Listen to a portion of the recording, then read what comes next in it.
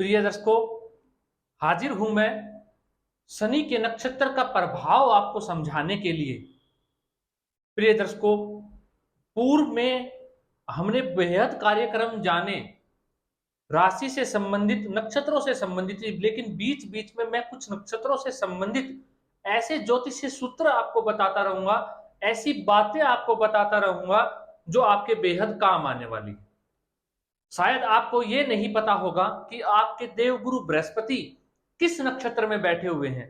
तो इसी के लिए कह रहा हूं कि हबी की हबी आप अपनी जन्म कुंडली को खोल लीजिए, वीडियो को रोक लीजिए, पहले जन्म कुंडली खोल लीजिए और देखिए कि आपकी कुंडली के अंदर देवगुरु बृहस्पति जो है वो किस नक्षत्र में बैठे हुए हैं। प्रिय दर्शकों, जो शनि के 3 नक्षत्र हैं, जो पहला नक्षत्र पुष्य है वो कर्क राशि के अंतर्गत आता है, जो दूसरा नक्षत्र अनुराधा नक्षत्र है वो वृश्चिक राशि के अंतर्गत आता है, और जो तीसरा उत्तरा भाद्रपद नक्षत्र है वो मीन राशि के अंतर्गत आता है। आप गौर से अगर देखें तो ये जो तीनों राशियां हैं ये जल तत्वीय राशियां हैं। कौन सी है? जल तत्वीय। और जल एक जगह रुक नहीं सकता, प्रवाह करता रहता है, लेकिन शनि धैर्य है, स्थिरता है, शनि रुकता है। यही एक ज्ञान ज्योतिष का आपको समझना है कि नक्षत्र के प्रभाव में अब जब हम जाएंगे, हम जानेंगे कि कब कौन से ग्रह का प्रभाव बदल जाता है, पूरा का पूरा ही बदल जाता है, विश्लेषण ही बदल जाता है। प्रिय दर्शकों, वहीं पुष्य नक्षत्र के अंतर्गत आपने खूब सुना होगा गुरु पुष्य योग, गुरु रवि योग। पुष्य नक्षत्र इतना अच्छा बताया गया, इतना शुभ बताया गया कि इसमें हर कार्य किया जा सकता है, किसी भी दिशा में यात्रा की जा सकती है। वही अनुराधा नक्षत्र के बारे में प्रिय दर्शकों, अब प्रिय दर्शकों, अब जब देवगुरु बृहस्पति इन नक्षत्रों में होंगे, किसमें होंगे?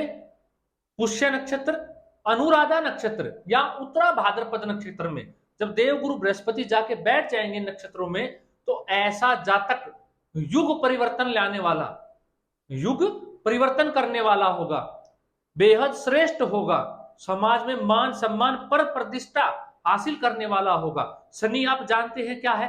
रिसर्च है। प्रिय दर्शकों, ऐसा जातक रिसर्चर अवश्य होगा, रिसर्च में ऐसा जातक अवश्य पढ़ेगा, कुछ ना कुछ शोध अवश्य करेगा, लेकिन कब ये भी मैं आपको बताऊंगा, आप पहले जान लीजिए। रिसर्चर अवश्य होगा, रिसर्च में पढ़ेगा ही पढ़ेगा, रिसर्च कुछ करके दिखाएगा। गुरु ज्ञान, ज्ञान के दम पर ऐसा जातक साधना भी करने वाला होगा। ऐसा जातक बेहद ज्योतिष में भी कुछ रिसर्च कर जाए तो भी हम कह नहीं सकते ये भी ऐसा जातक कर सकता है। देश को चलाने वाला, कहते हैं ना कि देश में मान सम्मान बढ़ाने वाला होता है ऐसा जातक, तो कुछ नया देश को खोज कर देने वाला होता है ऐसा जातक, समाज को कुछ देता है ऐसा जातक।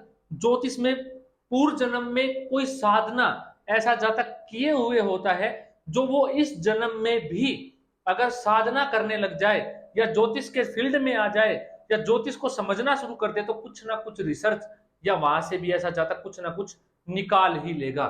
अगर कुल मिला के मैं आपको कहूं, शनि के नक्षत्र में देवगुरु बृहस्पति का होना बड़ा श्रेष्ठ, युग परिवर्तन करने वाला ऐसा जातक, समाज में श्रेष्ठ करने वाला, कुछ कुछ नया देने वाला, जीवन के अंदर कुछ नया बताने वाला, बेहद ज्ञानी, इंटेलिजेंट, ज्ञानवर्धक, ज्ञान उसके अंदर कंटिन्यू संभावित ऐसे जातक के अंदर होता रहता है। तो बड़ा श्रेष्ठ बताया गया शनि के नक्षत्र में गुरु का होना। लेकिन प्रिय दर्शकों, यहाँ पे देवगुरु बृहस्पति मजबूत अवस्था में होने चाहिए। आप ये देख लिया कि आपने देवगुरु बृहस्पति शनि के नक्षत्र में बैठे हुए हैं, लेकिन आपको नवमांश में देखना है कहीं देवगुरु बृहस्पति नीच राशि में तो नहीं है, या वो किसी पीड़ित अवस्था में तो नहीं है, पाप ग्रहों से दृष्ट तो नहीं है, और या जो शनि के साथ संबंध देवगुरु बृहस्पति का बना हुआ है वो षडाष्टक योग का तो नहीं है, पंचम नवम का संबंध है। शनि अपनी उच्च राशि में बैठे हैं या अपनी मित्र राशि में बैठे हैं या स्वयं की राशि में बैठे हैं, शनि बलवान है और गुरु के साथ पंचम नवम का योग है, और देवगुरु बृहस्पति इन्हीं नक्षत्रों में से एक में कर्क राशि, वृश्चिक या मीन राशि में बैठे हुए हैं और नवमांश में नीच के नहीं है और शनि अंश में मजबूत है, तो निश्चित तौर पर जो मैंने आपको बताया यही घटित होगा, यही होगा अगर आपकी कुंडली में ऐसी स्थिति है तो आप स्वयं अपने आप को बेहद महान और श्रेष्ठ और जीवन को युग परिवर्तन वाले आप समझ सकते हैं, या आपका बच्चा जिसने अभी जन्म लिया है आप उसके ऊपर इसको शोध को करके देख सकते हैं। ऐसा जातक जरूर युग परिवर्तन लाएगा, कुछ ना कुछ बड़ा करने वाला ऐसा जातक होगा। आजमा कर आप देख सकते हैं, रिसर्चर होंगे।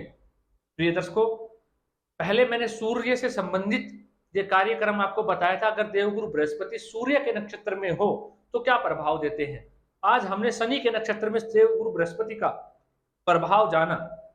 इसे कहीं नोट कर कर रखिए, याद रखिए। प्रिय दर्शकों, आज के लिए इतना ही, इजाजत दीजिए मुझे। अगर आपका कोई सवाल है, अगर कुछ रह गया तो आप भेजिए मुझे, उसका जवाब मैं दूंगा। या इस कार्यक्रम से संबंधित आप बताना चाहते हैं मुझे कुछ कि आपके साथ ऐसा है या नहीं, तो भी आप मुझे बताइए, ताकि मुझे भी पता चले कि ऐसा है या नहीं। जातक के साथ जो हमारे ग्रंथों में लिखा वो कितना साबित हो रहा है आज के इस युग के अंदर, क्योंकि आज के इस युग में बहुत से परिवर्तन आ चुके हैं। प्रिय दर्शकों, तो मुझे बताइए कमेंट के माध्यम से। आज के लिए इतना ही, इजाजत दीजिए मुझे, मिलता हूं कोई नया और अद्भुत कार्यक्रम लेकर। नमस्कार।